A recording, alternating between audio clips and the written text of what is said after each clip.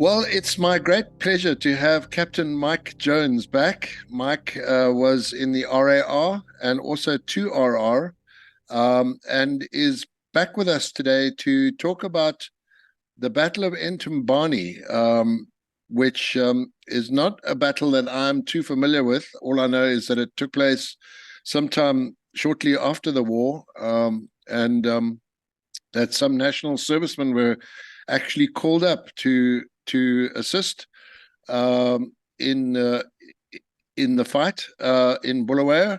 But Mike, perhaps you should take over and tell us more about it. Well, there were actually two Intumbanes, Intumbane number one and Intumbane number two. Um, Now, obviously, I was not involved with the tactical brigade side of things, but we had one brigade ZIPRA based at Guy River Mine, and then the armored division was in Inkledorn. I don't know what it's called. Not Inkledorn. It's a Godweni, I think it's called now. They were down towards on that Balabala Road. They had the T-34s there and the BTR 152s, and their armored division was down there. Um, we were involved with integrating the National Army enough. A couple of times we had to do cordon sanitors on the Wayland barracks to search and take weapons that were hidden in ceilings and lockers, and et cetera, because it was a very tense time, as you can imagine. Now, all the other units had left at this stage, and it was only the Rhodesian African Rifles and the territorial forces that were there. I must admit, on both occasions, especially 2RR responded very, very quickly, and when these things happened, and arrived at one brigade, Brady Barracks, to volunteer to assist, because obviously the boxing was going on in Bulawayo, well, in the townships of Bulawayo, which was very, very close to the city centre. Who So were we the had a lot of antagonists, Mike? Was it ZIPRA versus ZANLA, or what actually happened is, I think there was, from what I gather, you'd have to speak to people more intelligent and tactically involved than myself, like Mick McKenna, who was based in Durban, who was our colonel at the time, and General Mike Shute, who's here, who I see on RAR occasions as such, but getting a bit long in the tooth now, so his memory is probably worse than mine. But both incredibly good, both RAR soldiers, and both hugely respected. Well, Mike Shute was my colonel when I first joined the battalion, and Mick McKenna was my colonel when I left the battalion. So they knew the tactical side, etc. And I was acting OCD Company 1 RAR at the time, and we did quite a lot of foot patrols, etc. Especially when the ZIPRA guys, or ZAPU as such, when the nurses' home, African nurses' home, called for help, that there were people there forcing them to go to a party or something like that, we would go down and prevent that sort of type thing happening. So a lot of that bullshit was happening at the time. There was a plan, always was a plan for ZIPRA to rebel, but on both occasions, Intumbane 1 and Intumbane 2, the guys on the ground started it. So, and then the upper echelon tried to actually plan movements into what was happening on the ground, rather than them initiating the rebellion as such. So on both occasions, thank goodness, we had the advantage, because we knew what we were doing, etc. The brigade knew what they were doing, and that the communications into the troops on the ground was very, very poor.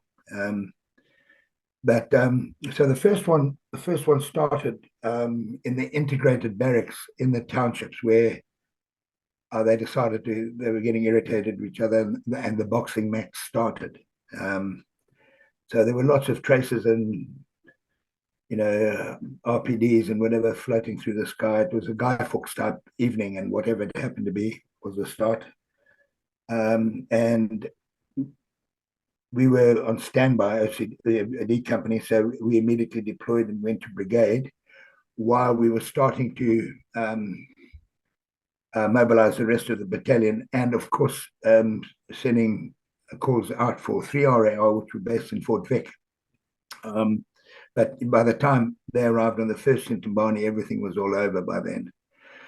So we're very fortunate that the lower echelons decided that they were going to initiate this punch-up as such, and that the upper echelon didn't have time to get their resupplies and their armored brigades, etc., into into Bulawayo to assist.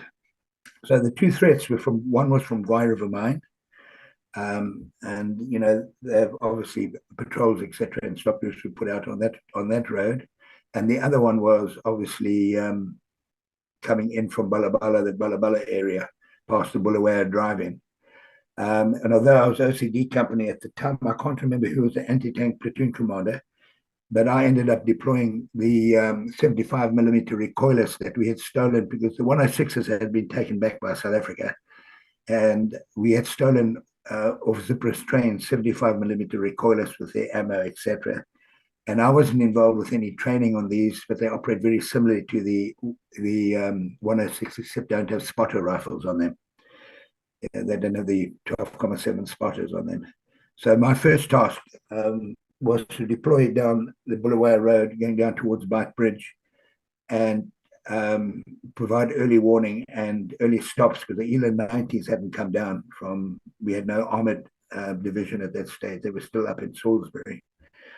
So I deployed and put in stops. I remember I had nieces, etc., at Townsend High School, which was on the road. So I dropped off a background stop group or platoon there, and then I went on towards the Bulawayo drive-in, and it was very, very wet, so we couldn't get off the ground. We had to deploy right on the road because it was just too wet to go anywhere else, which was fortunate because obviously the armored brigade couldn't move except on the main roads at the time. Anyway, we shot out all the lights down the street, and whenever I can remember one guy jumping into his car and roaring off into the horizon towards Bite Bridge. But whenever I spoke to anybody in the house, I just said, just be reassured, we're not sure what's happening. There's no imminent threat at this stage. The boxing is going on in the township. Anyway, I shot off, I don't know how many streetlights. At least we had cover of darkness, because there was no cover at all in people's gardens, etc. And you had to position these 75 mil so that the backblast wouldn't take out the house behind it, and that you had a fairly good range of anything coming up the road. Cut a long story short, I don't think they could get the tanks started. They just weren't ready. They just were not ready. So they were not fueled and not goodied and whatever. So fortunately, and Guai River Mine wasn't ready. So fortunately, there was no action from either side there.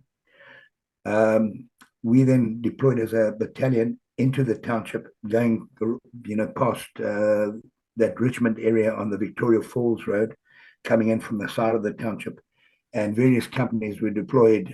John Hopkins was deployed on what we later called Lurkers Ridge for obvious reasons, and I was deployed to the Entumbane Bridge to secure the bridge. Is this on the 8th of February 1981 now? Because the two dates, 8th of February and 12th of February. No, this was November, December 80. Okay. John, who's more of a military man than me, would be able to give you more accurate dates, etc. Okay. So I was deployed on the Entumbane Bridge, and I think that the upper echelon of 1 Brigade ZIPRA were now with 1 Brigade Brady Barracks, 1 Brigade Rhodesian Army, and they now decided that they'd have to negotiate, a ceasefire as such.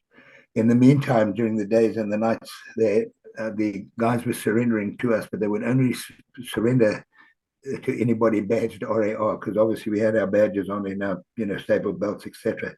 They wouldn't they'd drop their weapons with us and then go, and we would send them back towards Brady, or get them taken back to Brady Barracks. So, and there was a mixture, obviously mainly ZANLA, but there was a mixture of ZIPRA as well. The boys obviously were having a bit of a panic session.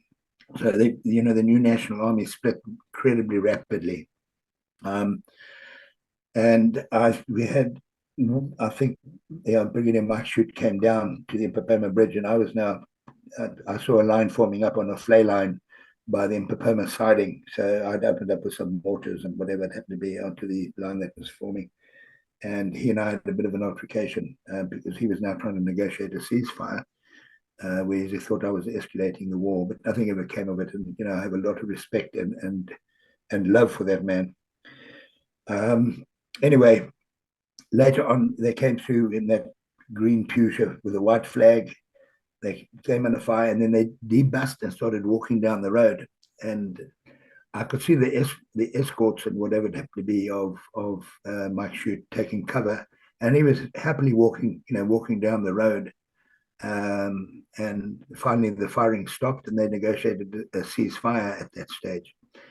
When they said to Mike Shute afterwards, why didn't you take cover? He said, from what? They said, no, we were under fire. He said, well, I'm deaf. I can't hear a bloody thing.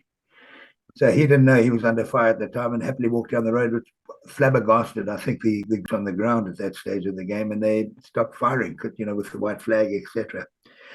So a ceasefire was negotiated. This was over 2 or 3 or 4 days. I just don't have the memory anymore for this, for dates and orders, etc. And the notes that I wrote 6 or 7 months ago for you, I can't read anyway. But things were very unsettled. And we knew that they were running resupplies in from the Matopas, but literally by foot, ammo and etc. So we sat down. We sat down and debriefed on what was happening, and we all were of the opinion that this was going to happen again, and that the next one would be a little bit more serious.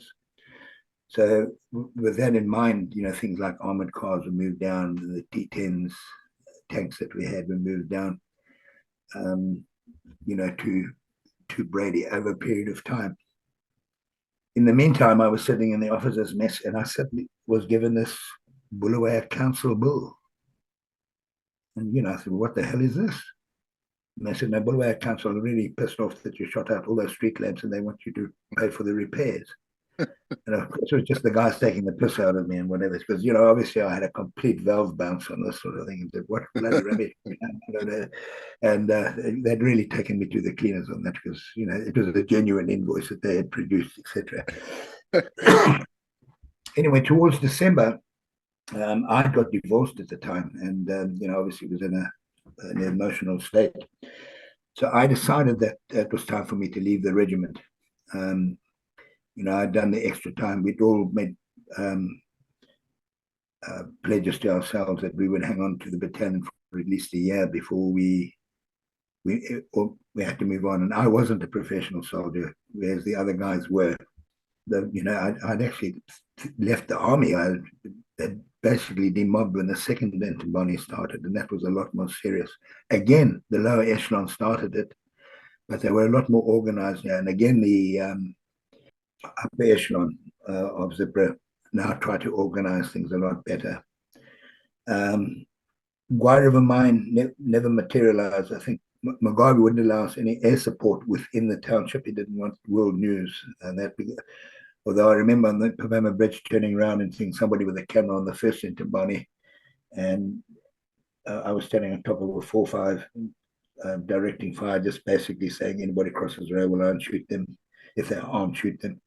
And then telling these guys to Foxtrot Oscar, get out of the way. And apparently my family saw that on the South African news and whatever, so there must be a footage of it somewhere.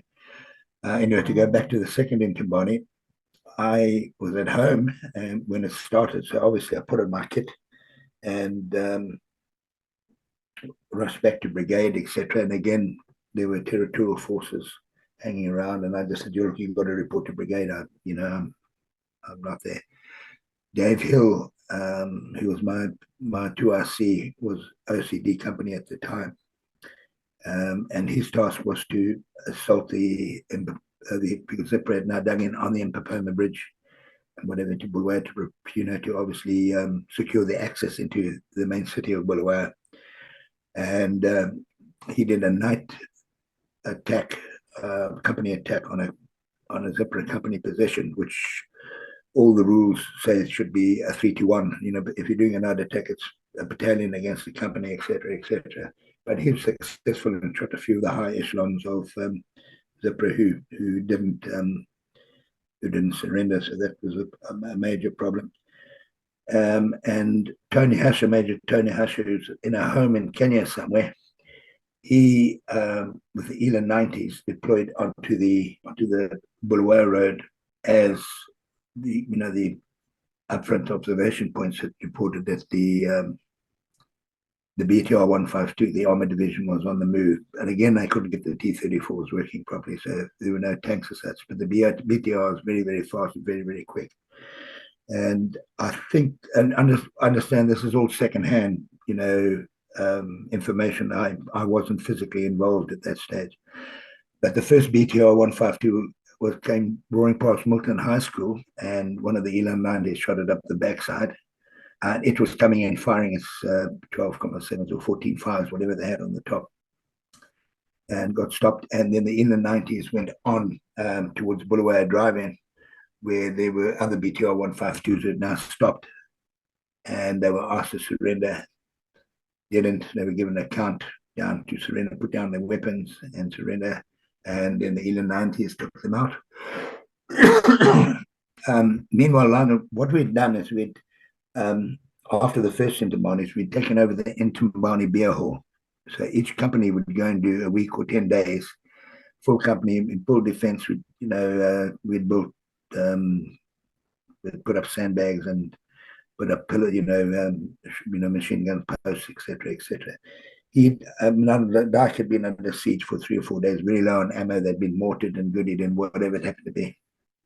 Was that known as the Alamo? That's the Alamo, yes, which we called it. We named it the Alamo, correct? That was the Alamo. And I joined Tony Hasher on the relief column to Lionel Dyke.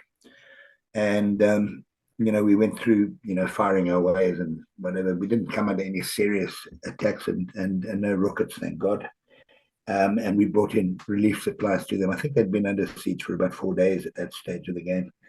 And they were very, very low on ammunition. A couple of mortars had actually hit the Alamo. And I think there were a couple of shrapnel wounds. We had no mortalities on our side. Lionel Dyke's dog had taken shrapnel, and relieved them from there, and then slowly but surely we then swept through camps and confiscated weapons and whatever it happened to be. So Guai River never deployed, and we stopped the potential armored thrust coming in from the south as such. There was obviously a hell of a lot else going on, but I wasn't really involved with it, and I just fitted into whatever was happening at the time. And from then onwards, from the Mamdebeles within after that, just under siege from Mugabe and whatever, the 3rd Battalion had come up to reinforce us as such. Again, we were not allowed any form of air support when we were on the ground. But the air support obviously went and intimidated places like Guai River Mine and things like that. I don't know what A, B, and C company, they were all deployed in their areas as such. But we had a passing out parade and regimental whatevers, etc., and took lots of photographs. But basically that was it. Those were the 2 Entumbanes, Entumbane 1 and Entumbane 2. Entumbane 2 was serious. We didn't sleep much in those 4 days. Sure. And we stopped Bulawayo being invaded, which was great. Well, thanks, Mike. I will probably do an intro now, because for people who don't know about Entumbane like myself, I have no idea what the background is or the motivation for this, the natives becoming restless, Well, basically, the Amdebeles were not happy that the Shonas had got in, and that Matabeleland for them, they wanted as a separate province. That was the ultimate goal, and that was their aim. Okay. The aim was to actually take over Matabeleland, and that was not achieved, which was a good thing in some ways, and a bad thing in obviously in the long term. Initially, um, you know, Robert Mugabe, did a reasonable job of governing the country until he started slaughtering everybody and realized that, and when the first vote went against him, then he became a normal third country dictator. So the Gukurahundi happened soon after Entumbane. Correct. I can remember Strippy Goddard, who was a great friend of mine. Unfortunately died on a fufi slide up in a not Monopools, Mermaid's Pool, I think, Salisbury way. And I went up for the funeral, and obviously I went to go and see the regiment, which was now rebadged 1 Infantry Battalion. The reason I left is I wasn't prepared to change my badge from RAR to 1 Infantry Battalion. Otherwise I would have stayed on. But I just couldn't accept the fact that I would be rebadged something else. It was just unacceptable as far as I was concerned. I remember walking past some ZIPRA guy or whatever, and he said, "As you know, don't you salute a senior officer?" And I remember saying to him, "Yes, when I see one." So with that sort of attitude, you're not going to go a long way. The other professionals stayed on and got rapid promotions and etc. I mean, when John joined the battalion, he was a second lieutenant straight out of School of Inf. He stayed on with the battalion, was the adjutant for Colonel Nick McKenna. And, he came out as a captain. So that was fairly rapid promotions, etc., which were very unusual at that time. So a lot of the junior officers who stayed on, because obviously they had contracts as such, got rapid promotions, which was good, which was a very, very good thing. Yeah. As such. So, people like Pat Lawless stayed on and ran, I think, officers' courses, etc., at School of Inf. But, on the first Entumbane, what really riled us was that a lot of our soldiers actually stayed in the townships. And, we were on their way home, or two of them were on their way home and were caught by ZIPRA and given a kangaroo court and then hung in front of everybody, and that put our backs up. So, whenever we had the opportunity, we punished them. The police were very, very involved, and they were extremely good. BSAP, they were really heavily involved in that time, and I think took a few casualties. One of their guys was taken out by ZIPRA on the same day that our soldiers were taken out. So, yeah, there's no need to go into gory details, etc. But when the second Entumbane came around, we were definitely going to exercise our authority, let me put it that way. Right. Yeah, so in a way, it was a mini little civil war that failed. Absolutely, and what I think really got Robert Mugabe's guts is he had to come and give medals to this infantry battalion, and whatever that be held, because his forces had just split and run away. But after that, then the culling started, of course. And as I said, when I went back for Strippy's funeral, they, my warrant officers and other officers like Max Tinyanya, and that slaughtering them to beds. I said, well, nobody wants to listen. Nobody wants to listen. As far as they're concerned, it's all hunky-dory here. There's nothing I can do or say that's going to change anything, which was very sad. Funny enough, Max Tinyanya, when I was farming up in Zambia, he was subaltern in my company. He was now a colonel, and he came up and stayed with me in Zambia with a colonel from ZANLA. And they were both doing, I think, the ZANLA colonel was doing a thesis on the East African War, First World Wars. That was his thesis that he was doing at university. And Max was doing one on, and was going to, went to interview Kenneth Kaunda on what effect the Rhodesian Air Force had on Zambia and the insurgents that were in Zambia at the time. So we had a very interesting 4 or 5 days exchanging war stories, etc., etc., etc. And I said to the ZANLA guy, "Well, what do you think? Did you achieve your aims on your liberated? You did?"